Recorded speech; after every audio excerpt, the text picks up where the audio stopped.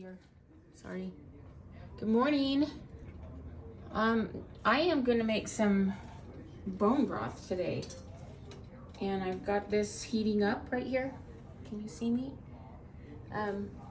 Anyway, I've got this heating up because I'm going to brown the thighs and then throw them in the Instant Pot. And I actually got chicken feet today, which are like, I'm not into that, but it's supposed to add the collagen to the bone broth and make it much more healthy. So I'm going to be making some cabbage soup later on today.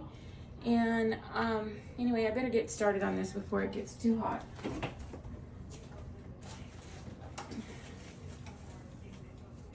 So I have a ton of size that I got for cheap, $4.66. That's really good for that.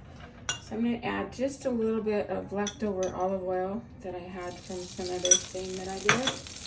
And I think I'm going to do Johnny's and maybe some Mrs. Dash. Oops, onion and herb. Where are you? Sorry, I'm blocking you. Okay, so maybe these two for the initial sear off of the thighs. And I think I'm gonna only do, what, 5 or 6 thighs? 4 thighs.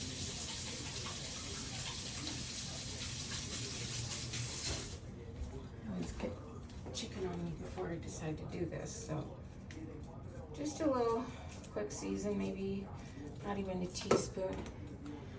And I'm gonna get this beat out.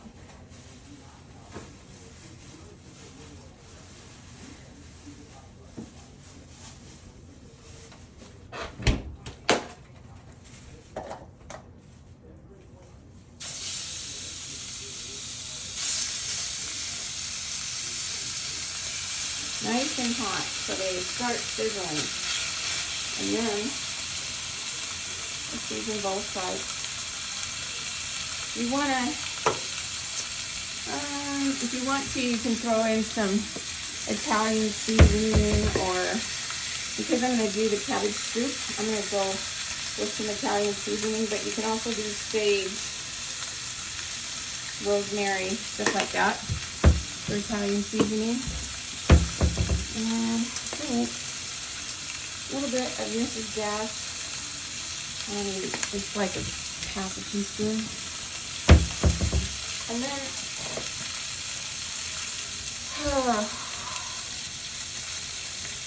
I have learned to look at these in a different way. So I'm gonna go ahead and put them in. They're all cleaned. They're all ready to go. And I am just going to put them in as is. So, flop in the pot.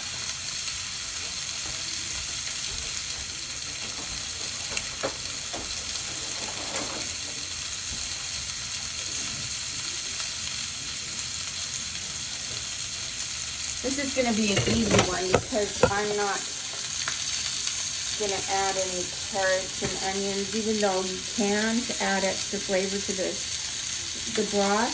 I'm just going to go with straight up bone broth because when you add vegetables to it, it can actually thin down the broth a little bit. So, here we go. I got 4 left, and I think, what am I going to do with these? I might put them in the kind of a cabbage patch soup tonight, so I might put those in later and cook them up so that they don't have, they don't get too boiled, like boiled tasting. So I'll put those back in there and do this afternoon. But I have to go somewhere, so I'm gonna get this stuff going before I go. I'm starting to smell like it needs to be turned, so. And they kind of, you know, in cast iron's kind of funny. It'll stick for a minute, but then when it's ready to let go and be turned, it'll just do it. It'll let it go. Magical stuff. should have started with this one because I put that in first, but nice and brown.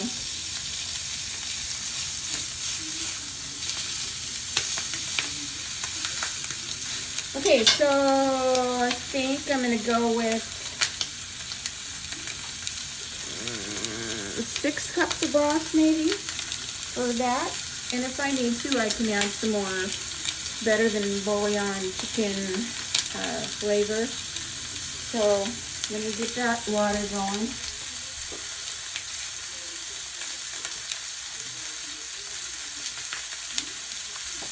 This looks good. I don't know if it's 6 cups or 8. There's like 1 in there already. I'm gonna add it all. I can always reduce it. I use that little pitcher to fill up our coffee pot when our Bravo espresso machine. And I keep the water in this. So it's either ready to go for broth, it's ready to go for plant watering, and whatever. Now this burner heats more on that side for some reason than it does on this side, so I'm going to just do that. This is a pretty simple, quick way to go, and there's no burn notice with the broth. This is an 8-quart dual crisp pot that I have, so I'll show how to turn that on in a minute. And this doesn't have to be browned really, really well. I think I'm going to add some salt to the pot, maybe a teaspoon-ish. Maybe some pepper.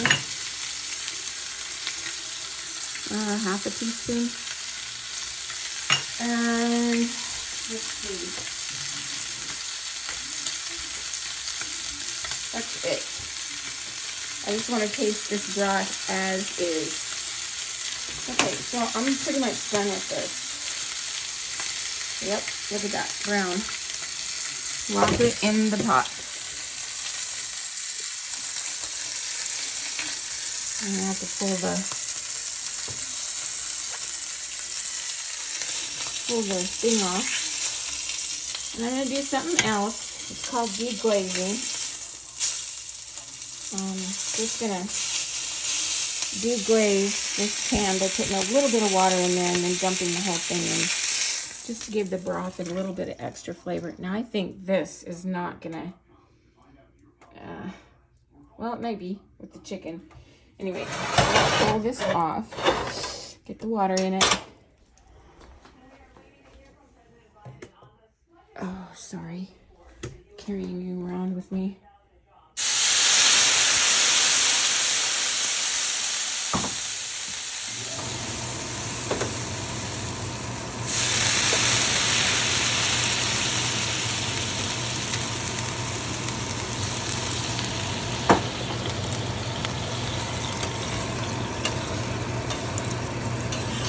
So this just gets all the goodies and the flavor that was there. Now I'll dump it into the pot.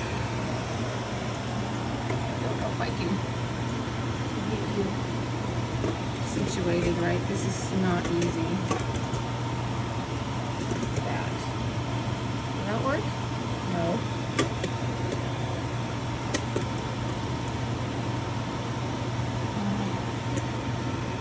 Okay.